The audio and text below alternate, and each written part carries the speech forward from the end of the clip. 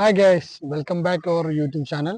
ഇന്ന് നമ്മൾ പറയാൻ പോകുന്നത് ഒരു യൂസ്ഡ് ബൈക്ക് എടുക്കുമ്പോൾ ശ്രദ്ധിക്കേണ്ട 7 കാര്യങ്ങളാണ്. അതിൽ നിങ്ങൾ 6 കാര്യങ്ങൾ ചിലപ്പോൾ ശ്രദ്ധിച്ചെന്ന് വരും, പക്ഷേ 7ാമത്തെ കാര്യം നിങ്ങൾ മറക്കും. അതുകൊണ്ട് ഈ വീഡിയോ സ്കിപ്പ് ചെയ്യാതെ ഫുള്ള് കാണുക. നമ്മുടെ ചാനൽ ഇതുവരെ സബ്സ്ക്രൈബ് ചെയ്യാത്തവരുണ്ടെങ്കിൽ ഫുൾ സബ്സ്ക്രൈബ് ചെയ്യുക. അതെ ഗൈസ്, ഒരു യൂസ്ഡ് ബൈക്ക് എടുക്കുമ്പോൾ എന്തൊക്കെ കാര്യങ്ങൾ നമ്മൾ ശ്രദ്ധിക്കണം, എന്തൊക്കെ കാര്യങ്ങൾ നമ്മൾ വളരെ പ്രാധാന്യമായിട്ട് നോക്കേണ്ട കാര്യങ്ങൾ അങ്ങനെയൊക്കെ ഉണ്ട്. അപ്പോൾ കുറച്ച് ആൾക്കാർക്ക് ചിലപ്പോൾ അത് അറിയാൻ മതി, എന്നാലും അറിയാത്ത കുറച്ച് ആൾക്കാർക്ക് വേണ്ടിയിട്ടാണ് ഇന്ന് നമ്മൾ ഈ വീഡിയോ ആയിട്ട് വന്നത്. അപ്പോൾ വീഡിയോ നിങ്ങൾ മുഴുവനായിട്ട് കാണുക, സ്കിപ്പ് ചെയ്യാതെ കാണുക. അപ്പോൾ നമ്മൾ വീഡിയോയിലേക്ക് പോകാം.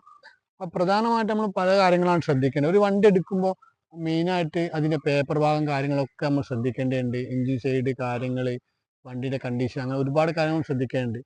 മാത്രമല്ല ഇന്നത്തെ കാലത്ത് നമ്മളൊരു വണ്ടി തപ്പാണെങ്കിൽ അത് OLX, ഫേസ്ബുക്ക് പോലുള്ള ആപ്പുകളിലൊക്കെ കയറിയിട്ടാണ് നമ്മൾ വണ്ടി തപ്പിയെടുക്കല്. അതുപോലെ നമ്മളൊരു യൂസ്ഡ് ഷോറൂമിലൊക്കെ പോകും. അങ്ങനെയൊക്കെയാണ് സാധാരണക്കാർ വണ്ടി എടുക്കല്. അപ്പോൾ നമ്മളൊരു യൂസ്ഡ് വണ്ടി എടുക്കുന്ന സമയത്ത് നമ്മൾ കസ്റ്റമർ ഡയറക്റ്റ് ആയിട്ട് നമ്മൾ മുറ്റേക്ക് ഒരു വണ്ടി നമ്മൾ ഇറക്കാൻ ശ്രമിക്കും. അത്തരം സന്ദർഭങ്ങളിലൊക്കെ നമ്മൾ ശ്രദ്ധിക്കേണ്ട പല കാര്യങ്ങളും ഉണ്ട്. അതിനെക്കുറിച്ചുള്ള ഡീറ്റെയിൽ വീഡിയോ ആണ് നമ്മൾ ഇന്ന് പറയാൻ പോകുന്നത്. മാത്രമല്ല ഇന്നത്തെ കാലത്ത് നടക്കുന്ന ഒരു സ്കാമിനെ കുറിച്ച് നമ്മൾ നിങ്ങളോട് പറയാൻ ആഗ്രഹിക്കുന്നത്. എന്തെന്ന് വെച്ചാൽ നമ്മളൊരു OLX പോലുള്ള പ്ലാറ്റ്ഫോമിലൊക്കെ നടക്കുന്ന ഒരു സ്കാം എന്ന് വെച്ചാൽ, ഇപ്പോൾ ഒരാൾ നമുക്ക് ഒരു വണ്ടി നമ്മൾ ആഡ് കണ്ടിട്ട് ഒരു മെസ്സേജ് അയക്കുകയാണ്. അപ്പം നമുക്ക് സ്വാഭാവികമായിട്ടും ആ നമ്പറും കോൺടാക്റ്റ് നമ്മൾ പാസ് ചെയ്ത് ആ സമയത്ത് അയാളെ കൂടുതൽ ഡീറ്റെയിൽസ് അറിയാൻ നമ്മൾ വാട്സപ്പോ മറ്റോ ആയിട്ട് ബന്ധപ്പെടുമ്പോൾ അവർ പറയാണ്, ഞാൻ ഇവിടെ ഇങ്ങനെ നമ്മളെ വണ്ടി ഇന്ന സ്ഥലത്താണുള്ളത്. അതായത് ഉദാഹരണം പറയാൻ അവർ പറയും, ഞാൻ കണ്ണൂർ എയർപോർട്ടിലാണ് വർക്ക് ചെയ്യുന്നത്, അല്ലെങ്കിൽ ഞാൻ ബാംഗ്ലൂർ എയർപോർട്ടിലാണ്, ഞാൻ ഒരു ആർമി ഉദ്യോഗസ്ഥനാണ്. അപ്പോൾ നിങ്ങൾക്ക് വണ്ടിയുടെ കൂടുതൽ ഡീറ്റെയിൽസും കാര്യങ്ങളൊക്കെ അറിയണമെങ്കിൽ ഫോട്ടോ അയച്ചു തരാം, എന്നിട്ട് നമ്മൾ ആർഷായിട്ട് അയച്ചു തരാം. അപ്പം നമ്മൾ കുറച്ച് ആൾക്കാരെ വിശ്വസിക്കും.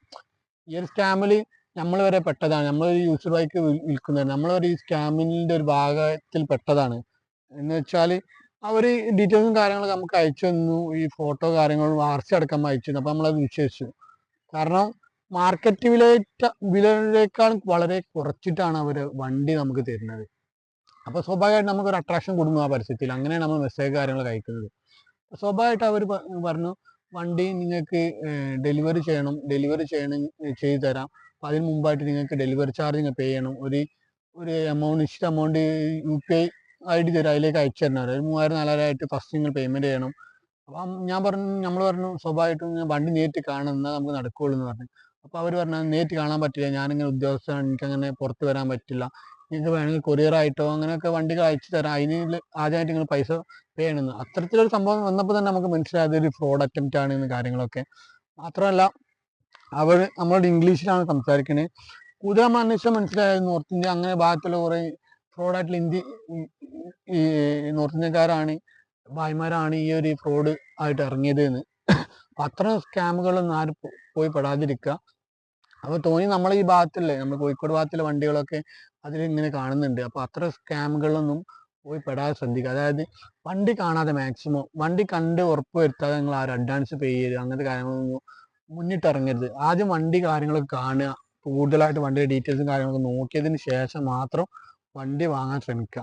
അപ്പോൾ ഗൈസ്, അപ്പോൾ നമ്മുടെ ഒരു യൂസ്ഡ് ബൈക്ക് എടുക്കുമ്പോൾ ശ്രദ്ധിക്കേണ്ട 7 കാര്യങ്ങൾ, അതിനെക്കുറിച്ചാണ് നമ്മൾ പറയാൻ പോകുന്നത്. അതിലാദ്യമായിട്ട് വണ്ടിയുടെ വില. അതെ ഗൈസ്, ഒരു വണ്ടി എടുക്കുമ്പോൾ നമ്മൾ ആദ്യം ശ്രദ്ധിക്കേണ്ടത് വണ്ടിയുടെ മാർക്കറ്റിനെ കുറിച്ചാണ്.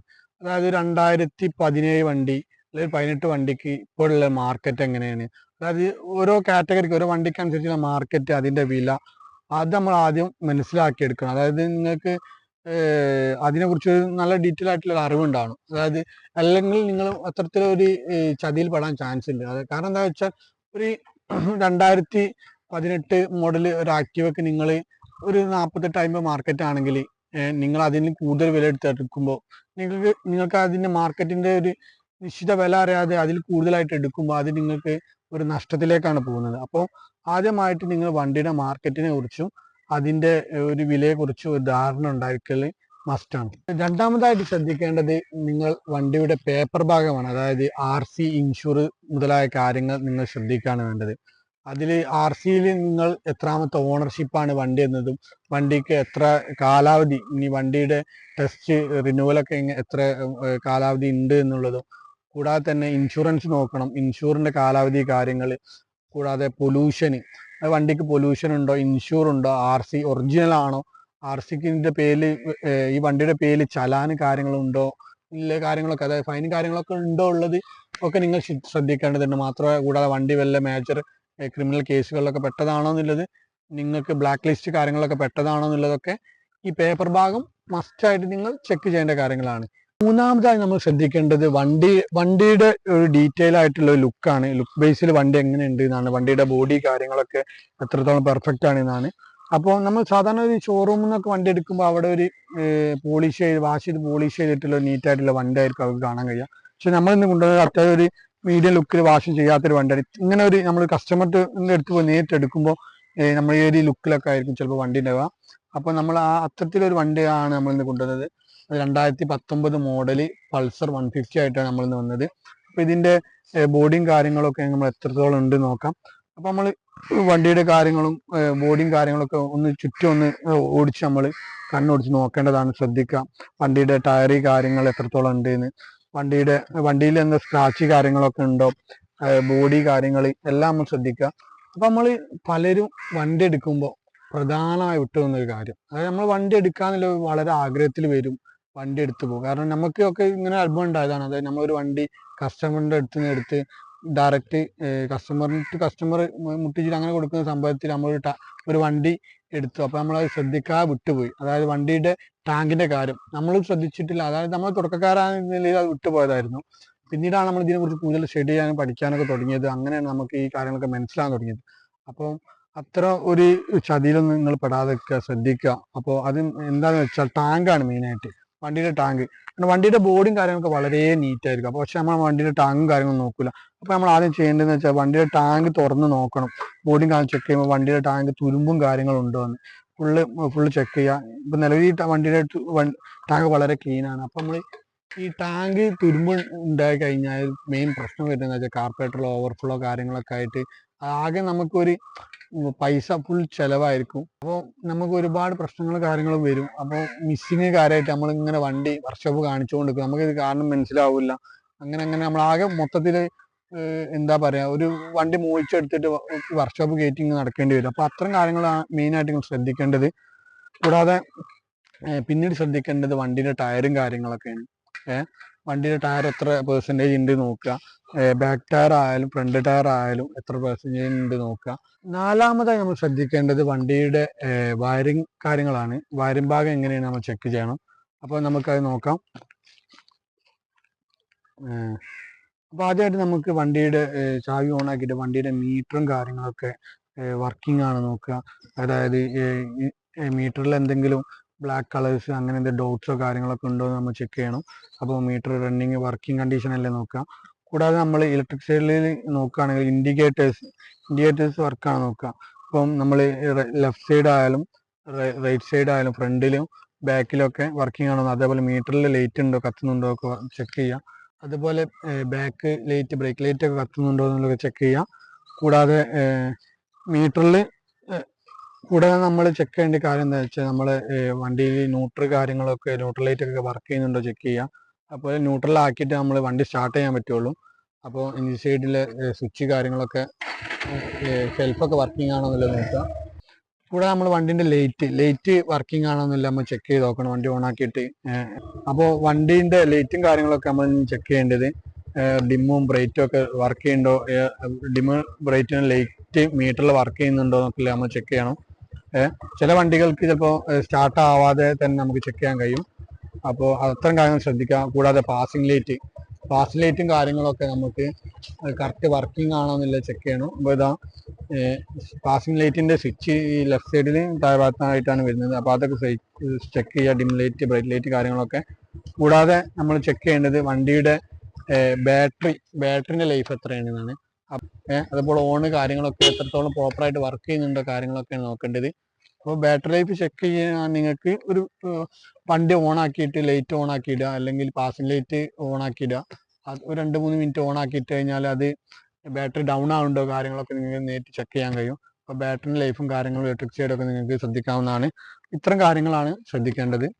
അഞ്ചാമതായി ശ്രദ്ധിക്കേണ്ടത്, മേജറായിട്ട് ശ്രദ്ധിക്കേണ്ട കാര്യമാണ് വണ്ടിയുടെ എൻജിൻ കപ്പാസിറ്റി. അത് എൻജിൻ സൈഡ് എത്രത്തോളം പെർഫെക്റ്റ് ആണെന്നുള്ളതാണ് നമ്മൾ ചെക്ക് ചെയ്യേണ്ടത്. അപ്പം പലരും വണ്ടി എടുക്കുമ്പോൾ എന്താക്കുക, ഒന്ന് സ്റ്റാർട്ടാക്കി ഒന്ന് ഓടിച്ചു നോക്കി അങ്ങനെയൊക്കെയാണ് വണ്ടി ടെസ്റ്റ് ചെയ്ത്. അപ്പോൾ മെയിനായിട്ട് എൻജിൻ സൈഡ് മറക്കാതെ ചെക്ക് ചെയ്യേണ്ട കാര്യമാണ്. അപ്പോൾ പിസ്റ്റൺ വർക്കും കാര്യങ്ങളും ഉണ്ടോ എന്നൊക്കെ ചെക്ക് ചെയ്യണം.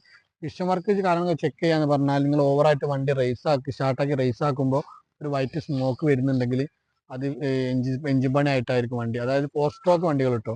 2 സ്ട്രോക്ക് വണ്ടികൾ സാധാരണ നമ്മൾ ഓയിലും പെട്രോളും മിക്സ് ആക്കിയാണ് വരുന്നത്. അതുകൊണ്ട് അതിന് വൈറ്റ് സ്മോക്ക് ഉണ്ടാകാൻ ചാൻസ് ഉണ്ട്. അപ്പം അത് എഞ്ചിൻ പണി ഭാഗമല്ല, അത് ആ വണ്ടിയുടെ മോഡലിനെ ബേസ് ചെയ്തിട്ടുള്ളതാണ്. പക്ഷേ 4 സ്ട്രോക്ക് വണ്ടികൾക്കൊക്കെ നിങ്ങൾ ശ്രദ്ധിക്കേണ്ടത് വൈറ്റ് സ്മോക്ക് വന്നാൽ എഞ്ചിൻ പണിയാണ്. അപ്പം അത് വണ്ടി സ്റ്റാർട്ടാക്കി ഇത് ഓവറായിട്ട് റേസ് ആക്കുക. അപ്പം നിങ്ങൾ ശ്രദ്ധിക്കേണ്ട കാര്യം എന്താ വെച്ചാൽ, നിങ്ങൾ വണ്ടിയൊക്കെ എടുക്കാൻ പോകുന്ന സമയം എന്ന് പറഞ്ഞാൽ ഒരു 11 മണിക്ക് മുമ്പായിട്ടോ അല്ലെങ്കിൽ ഒരു 3 മണിക്ക് ശേഷമായിട്ടോ പോകും. കാരണം സാധാരണ നല്ലൊരു വെയിലുള്ള സമയത്തൊക്കെ നിങ്ങൾ വന്ന് നോക്കി കഴിഞ്ഞാൽ ചിലപ്പോൾ വൈറ്റ് സ്മോക്ക് കാണാൻ ചാൻസ് ഇല്ല, ചെറിയ സ്മോക്കൊക്കെ ആണെങ്കിൽ. കൂടാതെ അല്ലെങ്കിൽ നിങ്ങൾ കാര്യം ചെയ്ത് തണലൊക്കെ ഉള്ള ഭാഗത്തേക്ക് പോയിട്ട് വണ്ടി ചെക്ക് ചെയ്യുക, അപ്പോൾ നിങ്ങൾക്ക് സ്മോക്ക് കാണാൻ കഴിയും.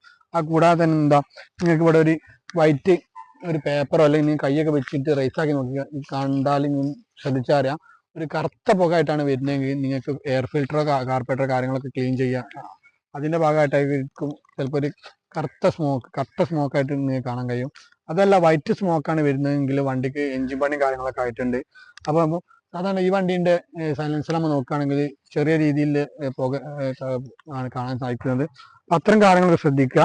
അപ്പം പിന്നെ കൂടാതെ വണ്ടീൻ്റെ മെയിനായിട്ട് എഞ്ചിൻ സൈഡ് കാര്യങ്ങളൊക്കെ, ഹെഡിന് ലീക്ക് ഉണ്ടോ, ഇവിടെ ഹെഡിൻ്റെ ലീക്കിൻ്റെ പാക്കേജ് കാര്യങ്ങളൊക്കെ പോയിട്ട് ലീക്ക് ഉണ്ടോ, അതെല്ലാം മേജറായിട്ട് ഇവിടെ സെൻസറിൻ്റെ ആ ഭാഗങ്ങളിൽ നിന്ന് ലീക്ക് ഉണ്ടോ എന്നൊക്കെ ചെക്ക് ചെയ്യുക. അതേപോലെ ക്രാങ്കിന് പെടുന്ന അടി ഉണ്ടോ, എഞ്ചിൻ സൈഡിന് കാര്യങ്ങൾ വലിയ സൗണ്ടുകളൊക്കെ ഉണ്ടോ എന്ന് ചെക്ക് ചെയ്യുക. കാരണം നിങ്ങൾ ചെറിയ പൈസയൊക്കെ ആയിട്ട് നമ്മൾ വണ്ടി എടുക്കാൻ പോകുന്നത്, വളരെ മോഹിച്ചു പോകുന്ന സമയത്ത് ഇത്തരം കാര്യങ്ങൾ ശ്രദ്ധിച്ചില്ലെങ്കിൽ നമുക്ക് വലിയ തുക തന്നെ ഇനിമേൽ ചിലവാക്കേണ്ടി വരും. അപ്പോൾ അത്തരം കാര്യങ്ങളൊക്കെ ശ്രദ്ധിക്കുക. അതിൽ അത്തരം ഫ്രോഡുകളിലൊന്നും പെടാതെ പോകും. കാരണം ചില ആൾക്കാർ ആത്മാർത്ഥമായിട്ടുള്ള കസ്റ്റമേഴ്സൊക്കെ ആണെങ്കിലും ഷോപ്പുകാരൊക്കെ ആണെങ്കിലും തുറന്ന് പറയും, പക്ഷെ മറ്റു ചിലർ തുറന്ന് പറയില്ല. ചിലപ്പോൾ ഇങ്ങനെയൊക്കെ പറഞ്ഞുകൊണ്ട് ഇന്ന് തോന്നും സ്വന്തം കഞ്ഞി പാറ്റിടാണോ എന്ന്. അത്തരം കാര്യങ്ങളെല്ലാം നമ്മൾ ഹലാലായിട്ടുള്ള കച്ചവടം നടത്തുക, നല്ല രീതിയിൽ കസ്റ്റമേഴ്സ് നല്ല വണ്ടികൾ കൊടുക്കുന്ന രീതിയിൽ നമുക്ക് മനസ്സിലാക്കി തരാൻ വേണ്ടി മാത്രമാണ് ഈ വീഡിയോ നമ്മൾ ഇന്നോട് ചെയ്യുന്നത്. അപ്പോൾ ഇത്ര കാര്യങ്ങളൊക്കെയാണ് നമ്മൾ ശ്രദ്ധിക്കേണ്ടത്. ആറാമതായി നമ്മൾ ശ്രദ്ധിക്കേണ്ട കാര്യം, വണ്ടിക്ക് വല്ല ആക്സിഡന്റ് കാര്യങ്ങളൊക്കെ പറ്റിയിട്ടുണ്ടോ, മേജർ ആക്സിഡന്റ് ആയണോ, അത്തരം കാര്യങ്ങളാണ് നമ്മൾ ശ്രദ്ധിക്കേണ്ടത്. അപ്പോൾ നമ്മൾ വണ്ടി ഓവറോൾ ചെക്ക് ചെയ്ത് നമുക്ക് മനസ്സിലാവും വണ്ടിയുടെ പ്രോപ്പറായിട്ട് ഇതാ. അപ്പോൾ നമ്മൾ ഒരു മേജർ ആക്സിഡന്റ് ആയ വണ്ടി എങ്ങനെ നോക്കേണ്ടതെന്ന് വെച്ചാൽ, നമ്മൾ വണ്ടിയുടെ ഹാൻഡിൽ ബാറും തിരിച്ചിടുക, ഈ ഭാഗത്ത് നോക്കുക. അപ്പോൾ ഈ ഭാഗത്ത് മേജറായിട്ട് വെൽഡിങ്ങോ കാര്യങ്ങളൊക്കെ വന്നിട്ടുണ്ടെങ്കിൽ സാധാരണ കമ്പനിയൊക്കെ ആണ് ഇതുപോലെയാണ് വരിക. അല്ലാത്ത രീതിയിൽ പുറത്തുനിന്നൊക്കെ വെൽഡിങ്ങും കാര്യങ്ങളൊക്കെ ചെയ്തിട്ടുണ്ട്. ഇവിടെ അങ്ങനെ ശ്രദ്ധിച്ചാൽ കാണാൻ പറ്റും, ഇവിടെ വെൽഡിങ് കാര്യങ്ങളൊക്കെ കാണാൻ പറ്റും. അപ്പോൾ അത്തരം കാര്യങ്ങൾ ശ്രദ്ധിക്കും. നമുക്ക് വണ്ടി ഓവറോൾ നമ്മൾ ചെക്ക് ചെയ്യുമ്പോൾ നമുക്ക് കാണാൻ പറ്റും. ഇപ്പോൾ അതാ വണ്ടിയുടെ ഈ ഭാഗത്ത് നോക്കണം, ഹാൻഡിലെ ഭാഗത്ത് ഇവിടെ സ്ക്രാച്ച് ഉണ്ട്. അതുപോലെ ഈ ഭാഗത്ത് ബ്രേക്കിൻ്റെ ഈ ഭാഗത്ത് പെട്ടെന്ന് ഈ ഭാഗത്ത് ഫ്രണ്ടിലൊക്കെ സ്ക്രാച്ച് ഉണ്ടെങ്കിൽ വണ്ടി ചെറുതായിട്ട് വീണിട്ടുണ്ട് എന്നാണ്. അത് സ്ക്രാച്ച് ഉണ്ടോ കാര്യങ്ങളുണ്ടോ, അതുപോലെ സൈലൻസർ കാര്യങ്ങളൊക്കെ സ്ക്രാച്ച് ഉണ്ടോ കാര്യങ്ങളുണ്ടോ ഒക്കെ നിങ്ങൾക്ക് മനസ്സിലാക്കാൻ പറ്റും. അപ്പോൾ വണ്ടി അതിനർത്ഥം വണ്ടി ചെറിയ വീണിട്ടുണ്ട്, സ്ക്രാച്ച് ഉണ്ട്, മേജർ ആക്സിഡന്റ് ഉണ്ട്, കാര്യങ്ങളൊക്കെ ഉണ്ട് എന്നുള്ളത് നിങ്ങൾക്ക് മനസ്സിലാക്കാൻ പറ്റും.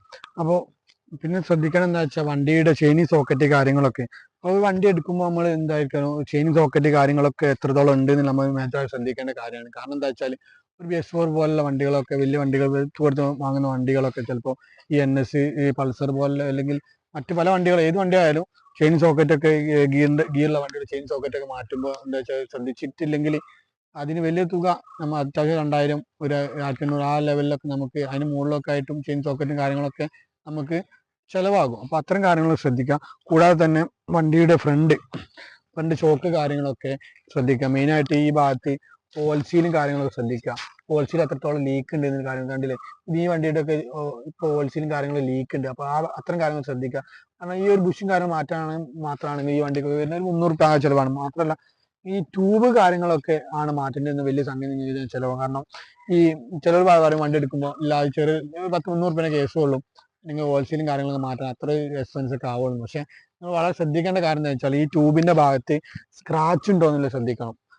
മൈനറായിട്ടുള്ള സ്ക്രാച്ചുകളൊക്കെ ആണെങ്കിൽ വലിയ രീതിയിൽ സ്ക്രാച്ച് ഉണ്ടോ ശ്രദ്ധിക്കണം. കാരണം സ്ക്രാച്ച് ഉണ്ടെങ്കിൽ ചിലപ്പോൾ നിങ്ങൾക്ക് ഈ ട്യൂബ് റീപ്ലേസ് ചെയ്യേണ്ടി വരും. അപ്പോൾ അത്തരം കാര്യങ്ങൾ ശ്രദ്ധിക്കുക. അപ്പോൾ അതായത് രണ്ട് സൈഡും ട്യൂബ് കാര്യങ്ങൾ, ഓയിൽ കാര്യങ്ങളൊക്കെ ലീക്ക് ഉണ്ടോ എന്നുള്ള മറ്റു കാര്യങ്ങളൊക്കെ ശ്രദ്ധിക്കേണ്ടതാണ്. അപ്പം ഇത്തരം കാര്യങ്ങൾ ശ്രദ്ധിച്ചതിന് ശേഷം മാത്രം പേപ്പർ ഭാഗവും വണ്ടിയുടെ ഓവറോൾ കണ്ടീഷനും എൻജിൻ സൈഡും കാര്യങ്ങളും ഒക്കെ ശ്രദ്ധിച്ചതിന് ശേഷം മാത്രം എന്താക്കുക, നിങ്ങൾ വണ്ടി ടെസ്റ്റ് ഡ്രൈവിന് പോവുക. അതിൽ ഏറ്റവും ഇമ്പോർട്ടൻ്റ് ആയ ഒരു കാര്യം, ഏഴാമത്തെ കാര്യം, പലരും വിട്ടുപോകുന്ന ഒരു കാര്യമാണ്. പലരും ചിലപ്പോൾ വണ്ടി എടുക്കുന്ന ഒരു ആവേശത്തിൽ, അതായത് പുതിയൊരു യൂസ്ഡ് ബൈക്ക് എടുക്കുന്ന ആവേശത്തിൽ, നമുക്കൊരു ഫസ്റ്റായിട്ട് ഒരു വണ്ടി എടുക്കുന്ന ഒരു ആവേശത്തിൽ നമ്മൾ എന്ത് ചെയ്യും, ഇത്ര കാര്യങ്ങളൊക്കെ ഒന്ന് ശ്രദ്ധിക്കും. ഇത്തരം കാര്യങ്ങൾ ചിലപ്പോൾ നിങ്ങൾ ശ്രദ്ധിച്ചെന്ന് വരാം. അപ്പോൾ ഓവറോൾ ഒന്ന് നോക്കിയിട്ട് വണ്ടി കിട്ടിയ സന്തോഷത്തിൽ നമ്മൾ എടുത്തു പോകാറാണ് ചെയ്യാറ്. അപ്പോൾ മെയിനായിട്ട് ശ്രദ്ധിക്കേണ്ട ഏഴാമത്തെ കാര്യം, അത് ഇമ്പോർട്ടൻ്റ് ആണ്. നമ്മൾ പറയാം എന്താ വെച്ചാൽ RC, അതായത് വണ്ടിയുടെ RC നിങ്ങൾ ചെക്ക് ചെയ്യുമ്പോൾ വണ്ടിയുടെ ചേസ് നമ്പർ അതുപോലെ എൻജിൻ നമ്പർ, ഇത് മെയിനായിട്ട് ചെക്ക് ചെയ്യേണ്ട കാര്യമാണ്. വണ്ടിയിലുള്ളത് കറക്റ്റ് ആണോ എന്നുള്ള കാര്യങ്ങളൊക്കെ നിങ്ങൾ ചെക്ക് ചെയ്യണം. അതെങ്ങനെ ചെക്ക് ചെയ്യണം നമ്മൾ പറഞ്ഞുതരാം. അപ്പോൾ RCയിൽ ചേസ് നമ്പർ എടുത്ത് നോക്കിയാൽ നമുക്ക് കാണാം. എന്നിട്ട് ഇതാ ഈ ഭാഗത്തായിട്ട് സൂം ചെയ്ത് കാണിച്ചു തരാം. ഈ ഭാഗത്തായിട്ട് കാണുന്നതാണ് ചേസ് നമ്പർ വണ്ടിയിൽ ഇതേപോലെ കൊത്തി വെച്ചിട്ടുണ്ടാവും. അപ്പോൾ RCയിലുള്ള നമ്പറും ഈ നമ്പറും സെയിം ആണോ എന്നുള്ള കാര്യങ്ങൾ നിങ്ങൾ ചെക്ക് ചെയ്യേണ്ടതാണ്. കൂടാതെ മെയിനായിട്ട് എൻജിൻ നമ്പർ, ചേസ് നമ്പർ ഇപ്പോൾ നമ്മൾ ചെക്ക് ചെയ്ത് എൻജിൻ നമ്പർ ചെക്ക് ചെയ്താൽ എൻജിൻ്റെ ഈ താഴെ ഭാഗത്തായിട്ടാണ് കാണുക.